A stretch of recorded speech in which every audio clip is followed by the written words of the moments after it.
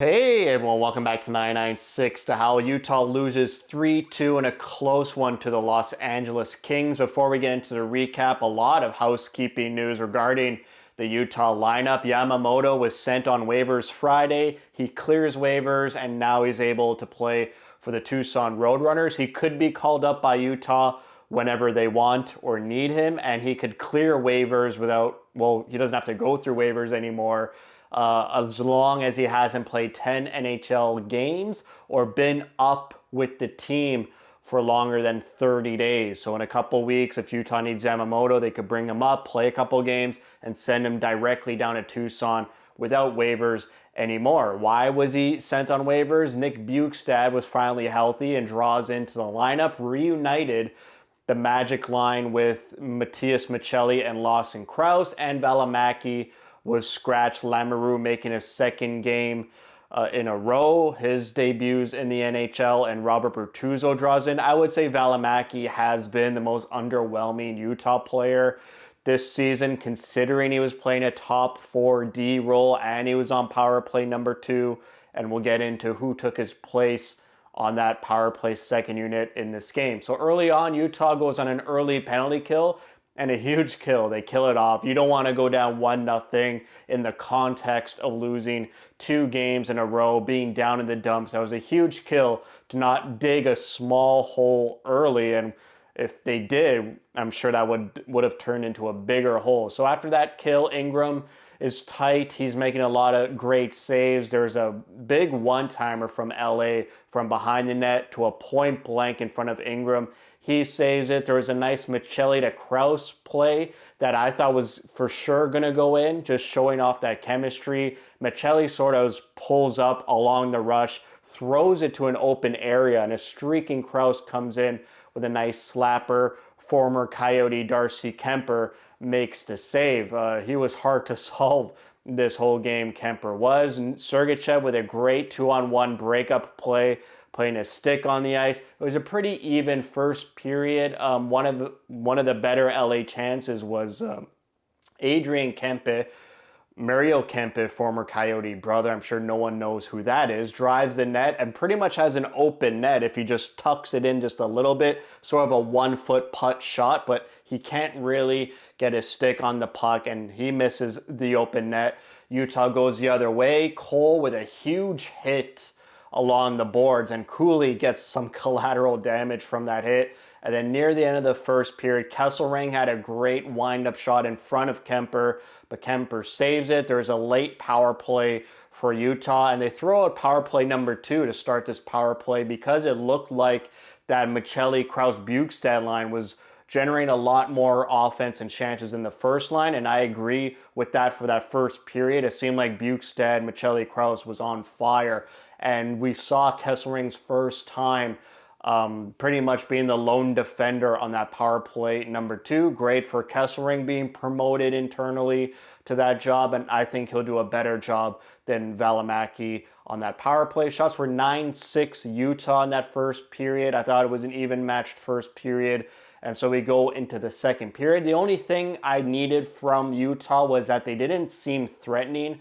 A lot of their chances maybe from the outside. There's a couple chances inside, but the problem I had was Kemper wasn't moving a lot. He was basically just facing every single shot that was shot at him. They weren't making Kemper move laterally in his crease. Former coach of the Coyotes, Rick Tocchet, always used to say, use deception to generate offense. You want the goalie moving, add some deception in your game to open up some spots for the goalie to score some goals. I felt maybe a lot of shots were too direct onto Kemper. And so in the second period, they do just that. Kerfoot had a great one-time chance, but Kemper denies it. Shortly, a couple minutes in the second period, Utah goes on a penalty kill and LA breaks the seal to get the first goal of the game. It was a Brent Clark shot from the point. Seemed pretty harmless. It was just a sort of wrister lob from the point. It hit Sergachev's stick right in front of Ingram, redirects top corner. So LA has a 1-0 lead, and shortly after that, they make it 2-0 off a scramble in front. The puck sort of squirts out in front of Ingram, and there's like 2 or 3 Utah players scrambling around trying to find the puck. But Joel Edmondson comes in from the blue line all alone and has an empty net to make it 2-0 for the LA Kings. It was a rough time because it was a pretty evenly matched game. Utah was trying to generate some offense, but something was missing. It felt like this team was in like second gear for most of the game, and you just wanted them to be a little bit better, but it wasn't working out. 2 lucky bounces for LA, and it's 2-0. And as fans were thinking, oh, here we go again, going down 4-0 against Ottawa and the Avalanche. Now they're 2-0. Both those games to get to 4, you have to start at 2. And you can sense some uneasiness with the team, or maybe it was just me watching and being a fan, getting some uneasiness going down 2-0. But thankfully, late in the second period, on a power play, they score. Clayton Keller, another one-timer like Kerfoot's, but Kemper can't save this because Barrett Hayden does a tremendous job screening Kemper. It was a Keller one-timer from Sergachev, and Schmaltz, Keller's 5th goal of the season, ties Dylan Guenther for the lead. Guenther, who hasn't scored in what seems like forever. I did mention it was a power play goal. Technically, it wasn't. They scored like 2 seconds after the power play expired. That's why you're going to see they went 0 for 3 on the power play tonight. But for me, for all intents and purposes, the fact that the power play generated the momentum and they made that play on the power play, and the LA player exiting the box didn't even have both feet on the ice, I consider that a good power play that led to a goal. So I don't mind that they went another goose egg, 0 for 3 on the power play. For this game, we go into third period. Shots were 11-10 LA in the second. So again, just evenness. Like, it seemed like it was going to be one bounce that dictate and determined who would win this game. And so far, it's been LA with those 2 bounces, whereas Utah had to work hard for that skillful one-timer goal. 1 minute in the third period, LA scores to make it 3-1. Another point shot, and it's by Joel Edmondson, who's not a good defender. Just a slapper. There's like 6 bodies in front of Ingram's face. He can't track it. It might have hit a couple bodies on its way in. No one knows. All you hear is that blaring horn in the LA arena. I felt like that horn was way too loud. This killed my confidence completely when LA scores 1 minute into the third period. You hate to see goals scored in the first and last minute of periods. That just kills any momentum, any confidence.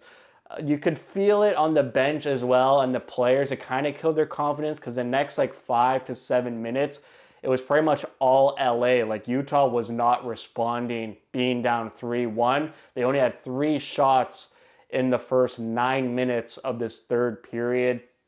LA was playing like stifling defense, stingy defense. There just was no room, no space for any creativity on offense for Utah. So they take a page out of LA's book, and Kesselring drives down the boards and just throws the puck on net. It hits Cooley's skate or stick blade, and it goes in the net. Cooley's first goal of the season is a non-typical Logan Cooley goal. He's literally in the crease, and it just bounces off whatever body part and goes through Kemper. So it's 3-2 about middle of the third period.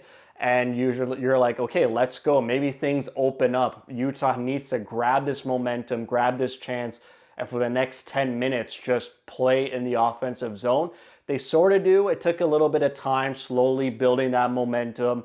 But I think for the last 6 or 7 minutes of this third period, it was all Utah with their foot on the gas. But again, this stingy, good structured defensive team in LA just gave Utah nothing. It was very frustrating, and I'm sure the players are frustrated as well. They pull Ingram with 2 minutes left, and they lose 3-2. Thankfully, no empty net goal scored by LA. But in a vacuum, I like this game. You're facing a structured, defensively minded team in LA. In years past, the Coyotes kind of don't play well against those type of teams. Like Winnipeg is another team. Boston, we saw last week. Luckily, Utah beat Boston. But these stingy defense first, well-coached, structured system type of teams are hard to really play that high-end speed, high creativity, high-end offense type of game that Utah thrives on. I thought defensively, Utah played pretty well. Team defense, they played well. Physicality was all right.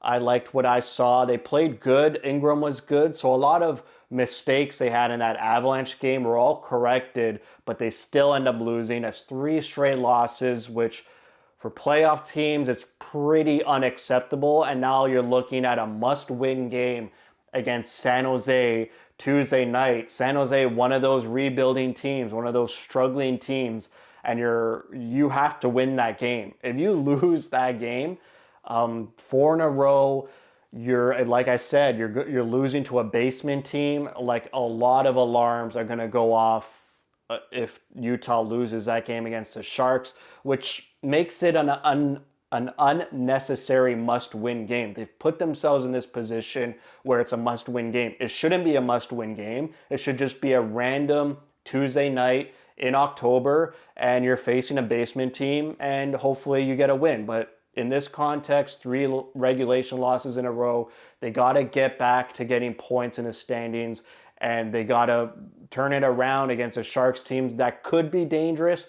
But if you play the right way, play your system, and play the style that will give you the best probability of winning games, they should beat the Sharks. But I could just already imagine if they lose that game, that's going to be a rough one for the players, for the fans, and for a 4-game losing streak early in the season could really take the wind out of your sails for competing for a wild card spot. So shots were 25-23 Utah. They managed to outshoot LA just by 2 shots. 25 shots is a bit too low, but like I said, a very tight, no space type of game. In fact, in the third period, the shots were 6-6 in total. Utah needed much more than 6 shots, being down 3-1 with 19 minutes left in the game. Power play 0 for 3, but I already told you they scored on that one power play 1 second after it expired. 2 for 3 on the PK and 60% on the faceoffs.